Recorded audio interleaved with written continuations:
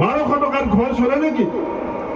আমি তেলেংগানাত 2500 টকা দিওঁ, আমি কৰ্ণাটকত 2500 টকা দিওঁ, আৰু অসমতো আমি সিদ্ধান্ত লৈছো যিদিনাখন 2026 চনৰ মে মাহত কংগ্ৰেছ চৰকাৰ হ'ব 100 দিনৰ ভিতৰত আমি অসমৰ প্ৰত্যেকগৰাকী সাধাৰণ মহিলাক বেংকৰ একাউণ্টত 9 লক্ষ্মী নামেৰে প্ৰত্যেক মাহৰ 9 তাৰিখে আমি 2500 টকাকৈ দিম। এয়া আমাৰ কংগ্ৰেছ দলৰ সংকল্প। আজি আমি যিবিলাক কথাৰ কাৰণে বিজেপিক ভোট দিছিলোঁ, বিজেপি আহিলে বিদেশী যাব, নিবনুৱা সমস্যা নাইকিয়া হ'ব, বানপানী নাইকিয়া হ'ব, ব্ৰহ্মপুত্ৰত 2 পাৰ এক্সপ্ৰেছ হাইৱে হ'ব। আজি ৰহা সমষ্টি মানুহৰ আটাইতকৈ ডাঙৰ সমস্যাটো কি?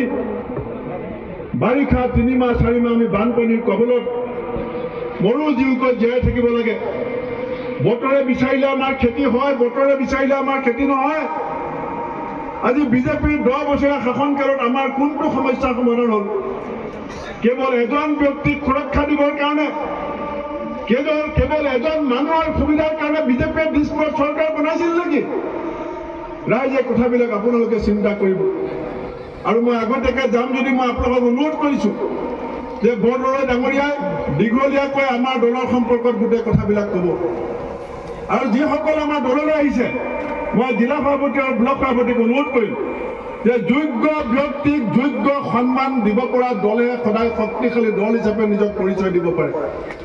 যাৰ যি যোগ্যতা আছে, এদিন ময়ো দললৈ নতুনকৈ আহিছিলোঁ, দলে মোক কাম কৰাৰ সুযোগ দিছিলে।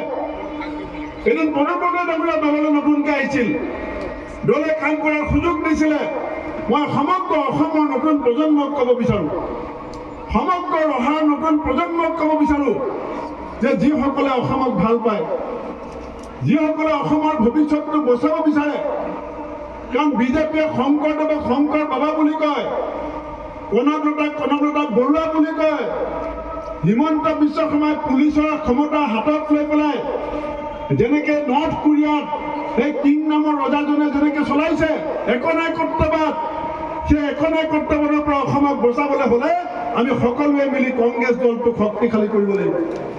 আৰু আমাৰ মঞ্চত ধৰি থকা আমাৰ নেতাসকলৰো আমাৰ দায়িত্ব আছে যে আমাৰ দলক শক্তিশালী কৰিবৰ কাৰণে যিসকল নতুনকৈ আগবাঢ়ি আহিব তেওঁলোকক আমি আমাৰ বুকুৰ মাজত জেগা দিব লাগিব, আমি তেওঁলোকক সন্মান দিব লাগিব, মৰম কৰিব লাগিব।